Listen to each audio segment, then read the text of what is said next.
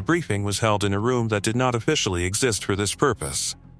A man named Avi Mizrahi sat at that table and listened to numbers that didn't add up. 14,000 people. 35 aircraft. A government on the edge of collapse. And a clock that nobody in the room could read with any confidence, because nobody knew exactly when the rebels would stop waiting. He was not a soldier. He carried no weapon. He had no extraction team behind him and no safe house to retreat to if things went wrong. His only tool was judgment, and his judgment at this precise moment was telling him that the plan he was looking at had a flaw so fundamental that none of the operational details printed on the pages in front of him would survive contact with the actual situation on the ground. He said nothing. Because the alternative, doing nothing, was worse than any version of this plan. Flawed or not, here is the truth about Operation Solomon that most accounts don't lead with. Israel did not mount this rescue because the window was open and the conditions were favorable. Israel mounted it because the window was already closing, the conditions were deteriorating by the hour, and the people it was trying to reach had nowhere left to go. This was not a mission launched from strength. It was a mission launched from the edge of losing everything, and it very nearly did. What follows is not the version where it all works out neatly. It is the version where, at hour 19, someone in a command post had to make a decision that no protocol covered. Where a man named Avi Mizrahi stood on a tarmac and scrapped the plan he had spent months building in real time, because the plan had already failed, and the people were still coming. 14,000 people. 36 hours. One question nobody could answer at the start: whether the city they were leaving would still be standing by the time the last plane left. There is a community in Ethiopia called the Beta Israel. They are Jews, not converts, not a modern movement, not a diaspora branch that drifted and settled. They are a population that maintained Jewish religious practice in the highlands of northwestern Ethiopia for centuries, possibly longer, largely cut off from the rest of the Jewish world and largely unknown to it. They observed the Sabbath. They kept dietary laws. They maintained a priestly class, a prayer cycle, a set of religious texts that aligned, with some divergence, with what the wider Jewish world would recognize. When Israeli rabbis examined the Beta Israel in the mid-20th century, most reached the same conclusion. When the Israeli government examined the legal question in 1975, they reached a formal conclusion as well. The Beta Israel were recognized as Jews under Israel's law of return. In principle, they had the right to emigrate to Israel. In principle. In practice, they were living under a Marxist military dictatorship that treated emigration to Israel as an act of political treason. The man running Ethiopia at the time was a colonel named Mengistu Haile Mariam, a figure who had consolidated power through a series of purges that left no part of Ethiopian society untouched, and who regarded the Jewish state with the particular hostility of a Soviet-aligned government watching American-backed regional powers expand their influence. Emigration was not simply restricted, it was criminalized. People caught trying to leave faced imprisonment.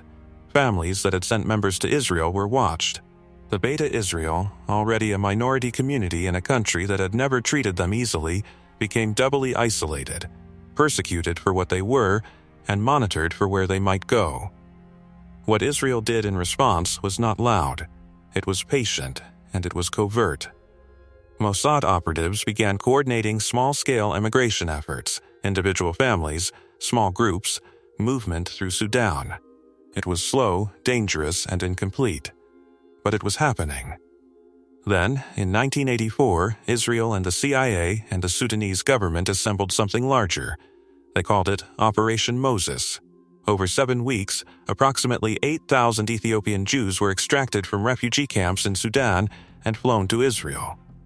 It was working. The planes were moving. The numbers were building. And then a journalist found out. A single news story, published in an American newspaper, named the operation. Sudan's Arab allies read it and immediately applied pressure. the Sudanese government pulled its cooperation within days. The operation stopped, not wound down. Stopped, with thousands still in the camps, still waiting, still looking at a closed exit. Some of those people never found another one. By 1991, Ethiopia was a country in its final stage of collapse. The civil war that Mengistu had been fighting for nearly 2 decades had turned decisively against him. Eritrean and Tigrayan rebel forces had broken through in the north and were moving south at a pace that Ethiopian military commanders could no longer slow. Cities were falling. Supply lines were cut. The army, once feared, was fragmenting, and in Addis Ababa, something was happening that had not been part of anyone's formal plan. 14,000 Beta Israel had already made their way to the capital. They had come from their villages in the highlands, some traveling for weeks, responding to word, sometimes official, sometimes rumored, sometimes simply the accumulated understanding of a community that had been waiting for decades, that something was about to happen. They were living in shelters near the Israeli embassy compound, in overcrowded conditions, in a city that was watching its own government prepare to disappear. Avi Mizrahi had been in Addis Ababa for months by the time the internal Israeli government briefing that would authorize Operation Solomon was drafted. He was a Jewish agency emissary, a shaliach, and his formal role was emigration coordination. His actual role, by March 1991, was something harder to name. He was the man on the ground in a city that was coming apart, responsible for a community that had nowhere else to go, trying to translate the intentions of a government 6,000 kilometers away into decisions that had to be made right now.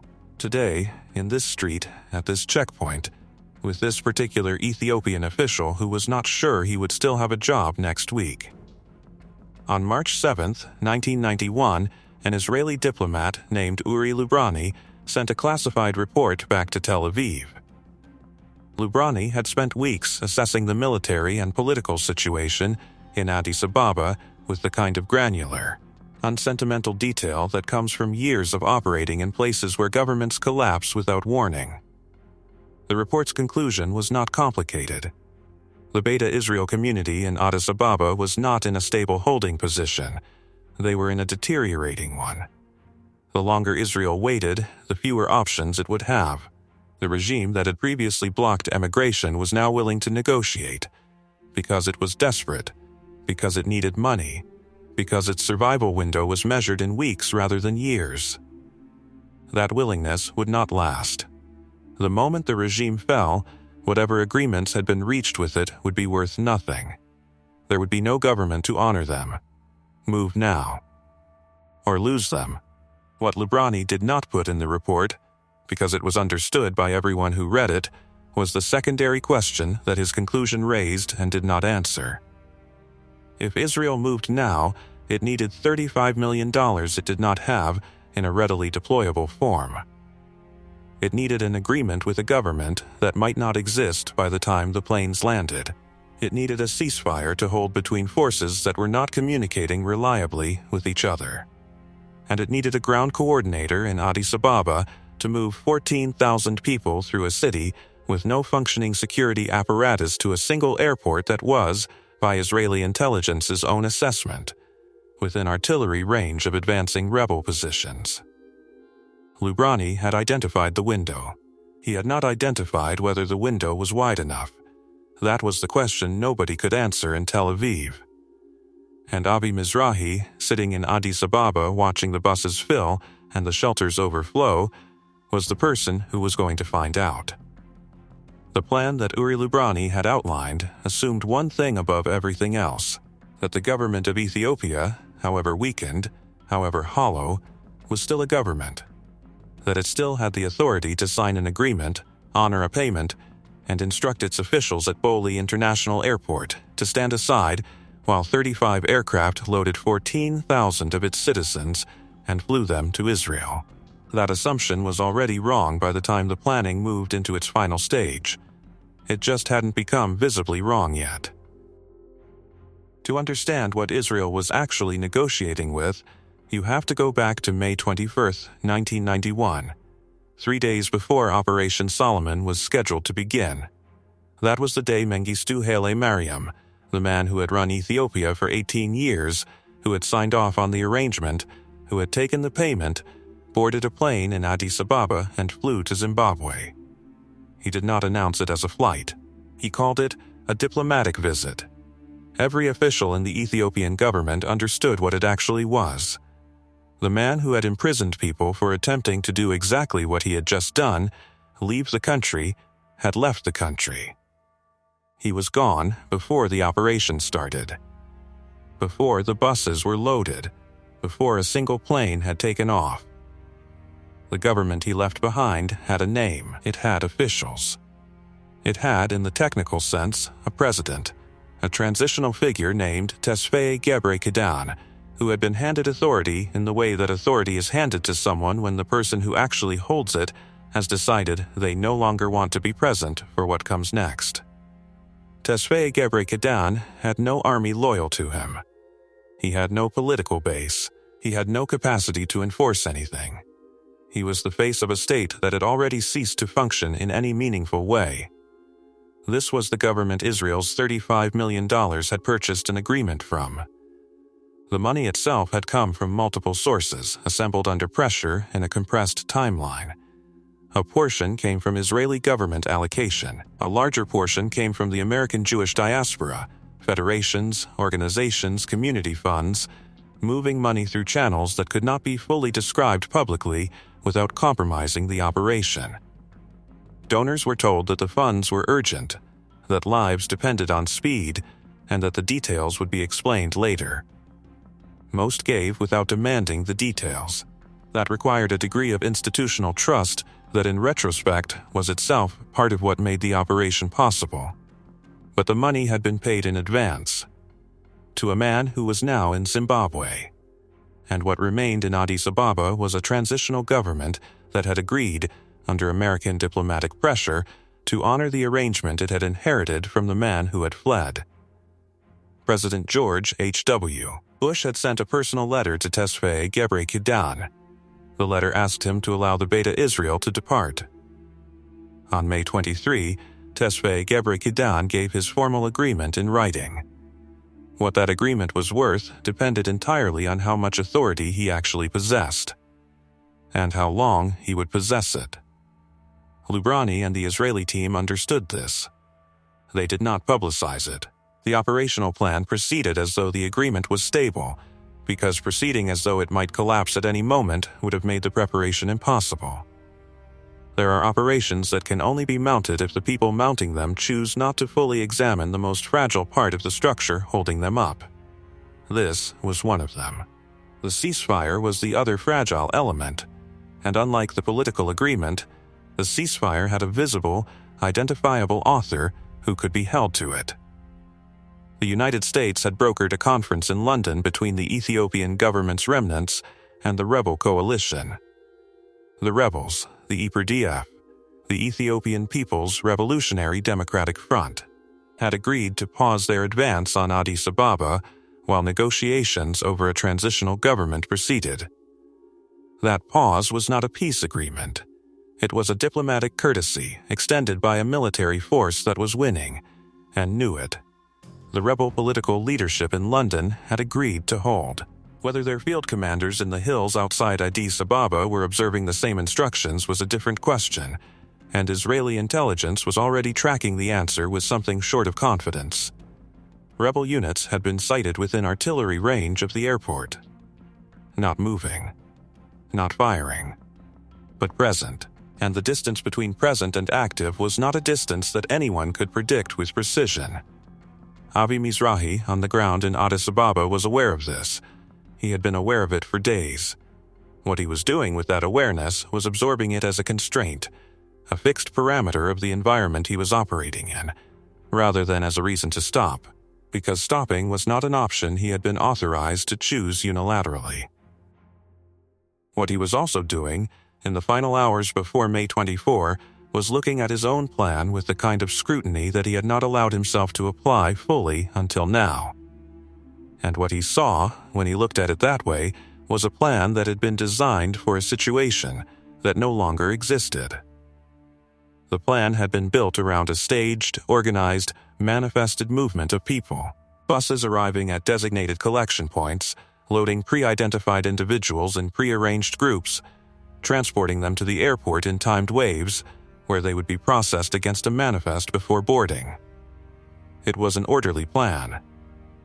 It was a plan that assumed the 14,000 people waiting in Addis Ababa would receive word in an orderly way, respond in an orderly way, and present themselves at designated points at designated times. It assumed that people who had been waiting for years, in some cases for decades, who had walked from highland villages, who had buried relatives along the way, who had watched Operation Moses stop without warning and leave thousands behind, it assumed those people would hear that the buses were coming and wait. That assumption was about to be tested. The operation launched at dawn on May 24. The first buses moved before the light was fully up, and within 2 hours, the manifest system, the spine of the entire ground operation, had already broken. It had not broken because of a security incident. It had not broken because of rebel activity, or a checkpoint failure, or a diplomatic complication. It had broken because of something that no planning document could have predicted, and no contingency protocol could have absorbed. The people came all at once. Word had spread through Addis Ababa the way word spreads through a community that has learned, through years of hard experience, that windows close without warning. People who were on the third wave manifest showed up at first wave collection points.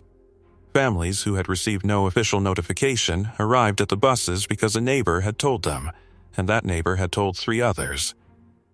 People who were supposed to wait at their shelters until a designated pickup time were already standing in the street when the buses arrived, because waiting had meant losing before, and they were not going to let it mean losing again.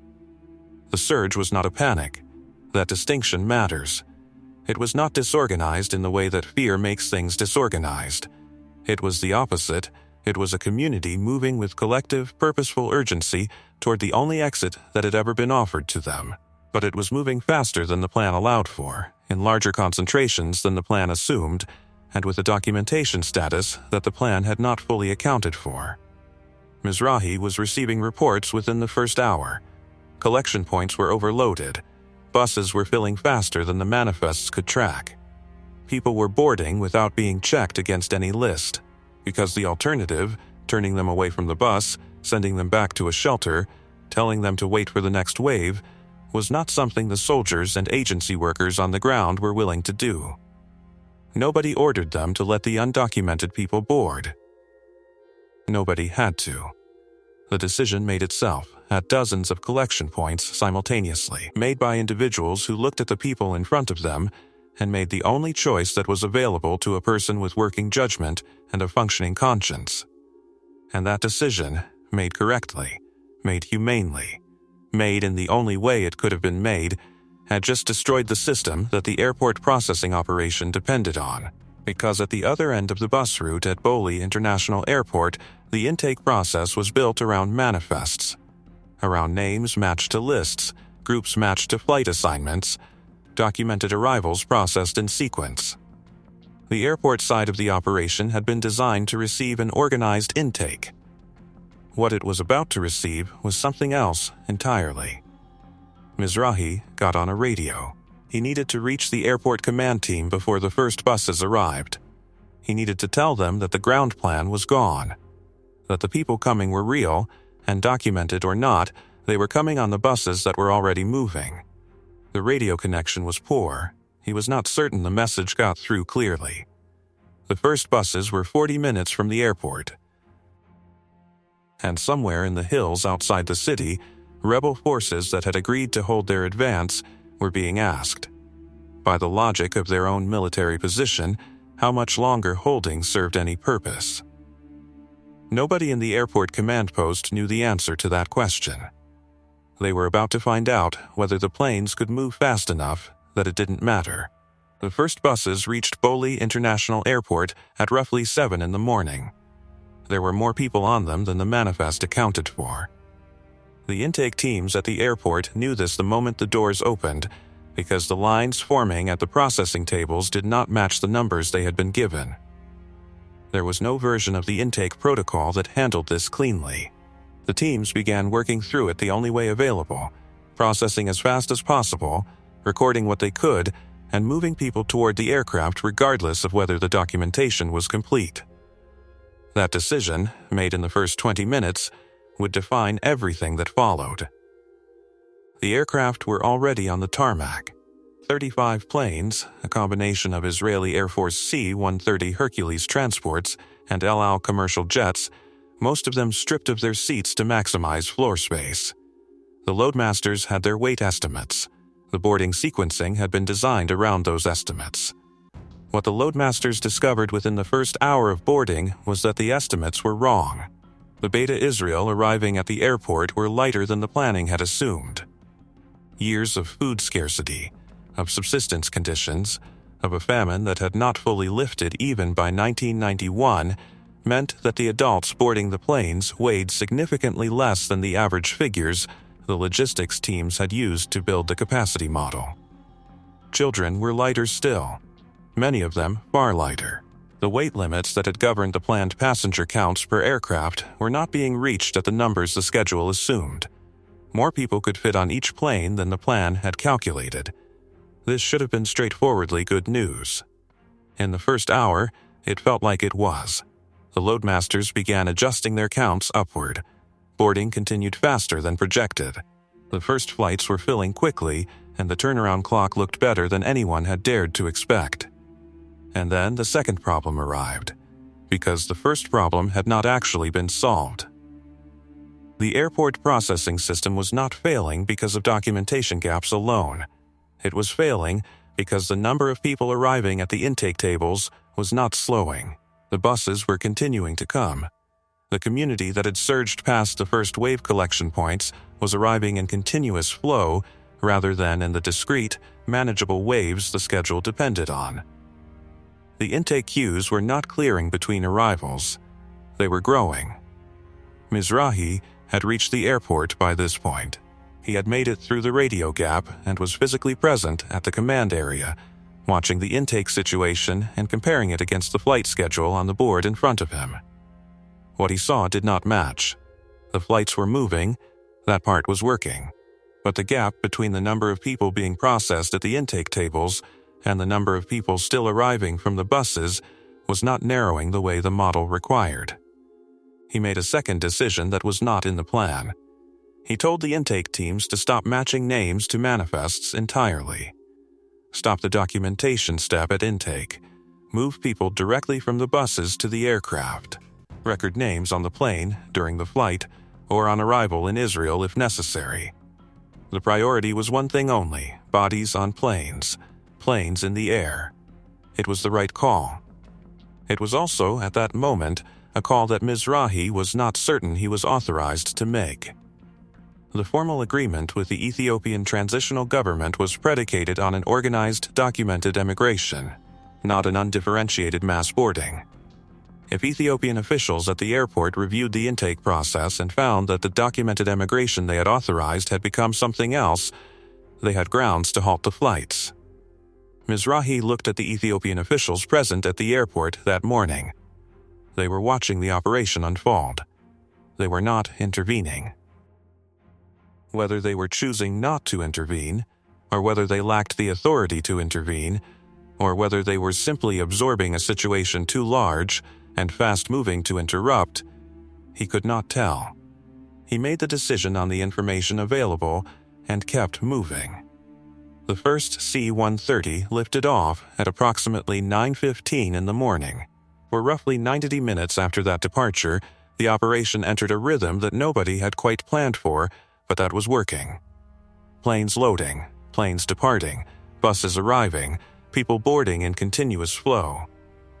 The intake documentation was gone, but the movement was real. The clock that Mizrahi was running against in his head, the rebel advance clock, the ceasefire holding clock, was not yet the dominant sound in the room. Then the rhythm broke. At around 11 in the morning, a report came in from an Israeli intelligence channel monitoring rebel troop positions outside the city. Rebel units north of Addis Ababa had moved, not toward the airport, not in a direction that crossed any agreed ceasefire line, but they had moved, repositioned, in a way that suggested they were not waiting indefinitely. The assessment attached to the report was careful, hedged, and ultimately inconclusive. It said that the movement did not definitively indicate an imminent advance.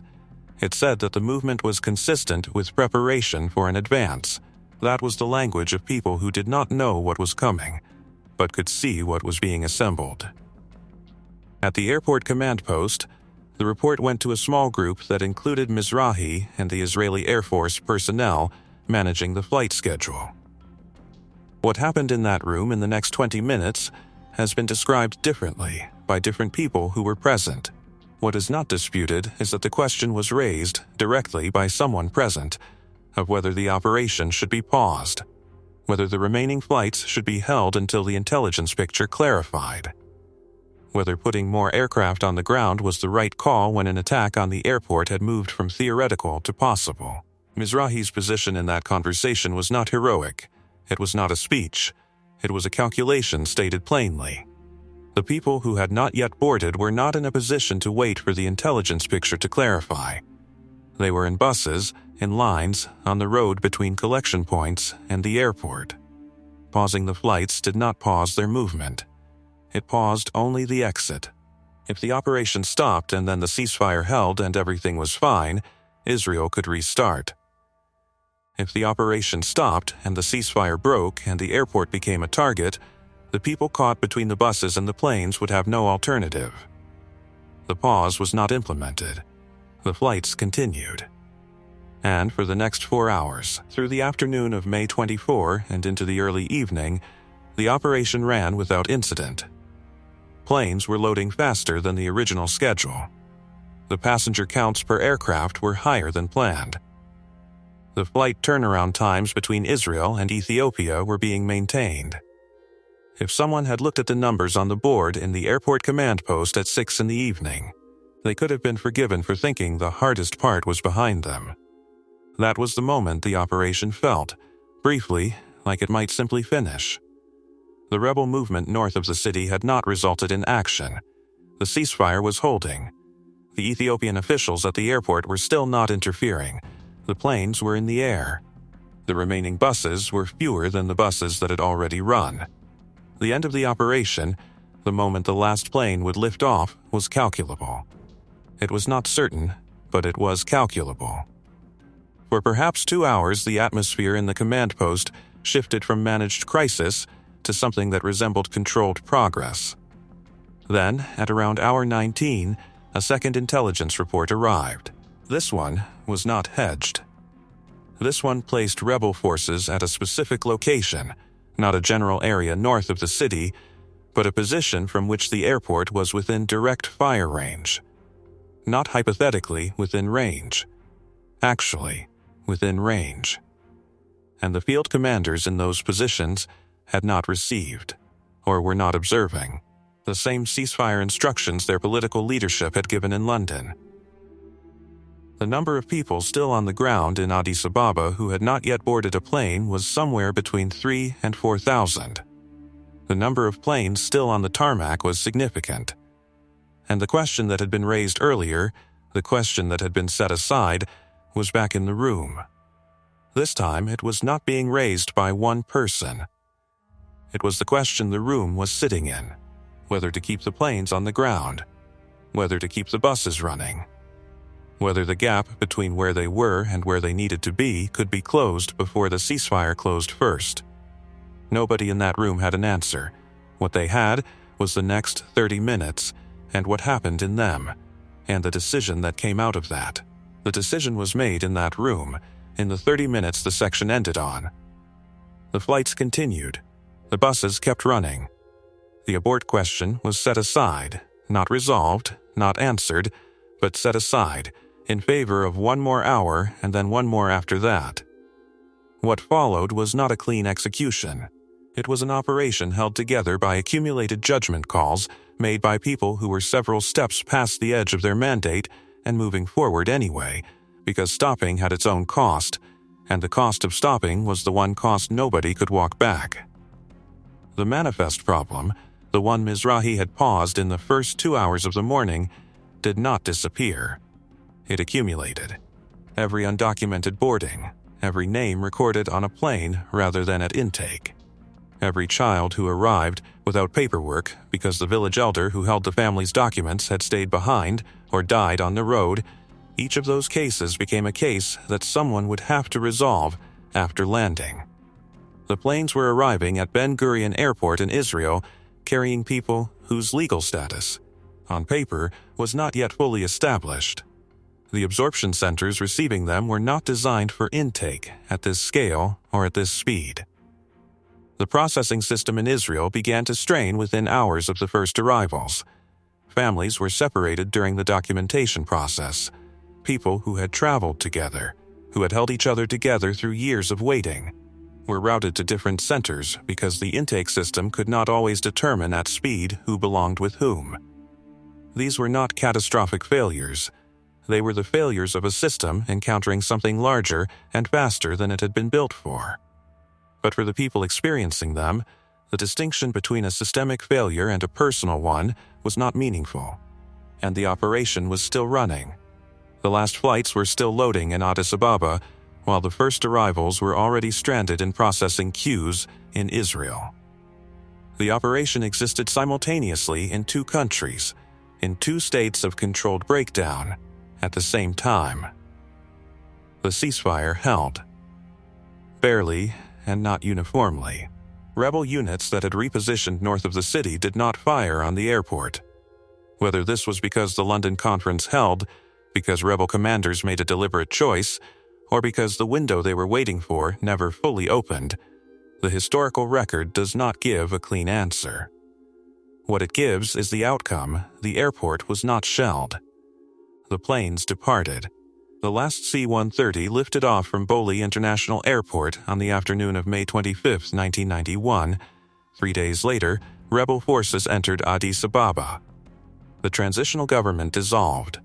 The man who had signed the permission, Tesfaye Gebre Kedown, went into exile.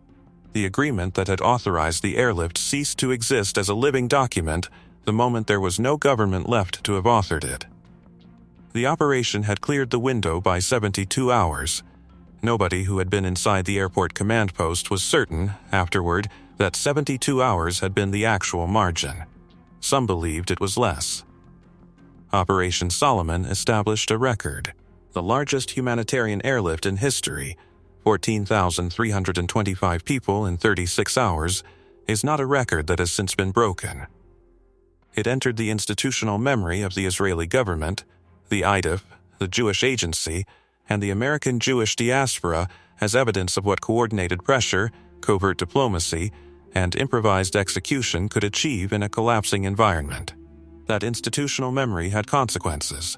Some of them were the ones intended.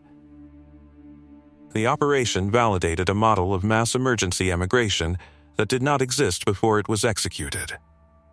The combination of military aircraft, stripped civilian jets, advanced ground coordination, and real-time decision-making under pressure became a reference point for subsequent operations. It demonstrated that an airlift at this scale was technically possible, not in ideal conditions, but in conditions that were as far from ideal as conditions can get while still holding. But the operation also established something that was never discussed as a legacy, because legacies are written by the people who run operations, not by the people who live through them. It established that mass emigration could be treated as a time-critical extraction problem, that the urgency of the moment, the closing window, the rebel advance, the collapsing government, could justify a pace and a process that left no room for the things that pace and process normally leave room for. Integration planning, language preparation, vocational assessment, community continuity, the human architecture that determines whether people who are rescued from one condition are actually delivered into a better one, or simply into a different and unfamiliar difficulty. The Beta Israel who arrived in Israel in May 1991 were safe. They were not prepared. The gap between those two things would take years, in some cases decades, to begin to close. Discrimination in housing, in employment, in education. A cultural distance that was not bridged by the shared religious identity that had justified the rescue in the first place. Children who had been carried onto planes in their mother's clothing grew up in a country that had saved them and did not always know what to do with them afterward. These were not the failures of Operation Solomon specifically. They were the failures that follow when the operational logic of rescue, move fast, minimize loss, clear the window, is not matched by an equivalent investment in what comes after the window closes. The operation was designed to be a beginning. For too many of the people it rescued, it functioned, for years, as a delivery to a different kind of waiting. Avi Mizrahi left Addis Ababa after the last flight. He did not leave with it. A small group of Jewish agency personnel remained in Ethiopia after Operation Solomon ended, working to identify and eventually facilitate the emigration of Beta Israel who had not reached Addis Ababa in time, those still in highland villages, those too ill to travel, those who had not received word until it was already over. That work continued for years. It was slower, less visible, and less celebrated than the 36 hours that had preceded it. It produced results. Eventually, it also produced a ledger of people who had missed the window and lived with that fact.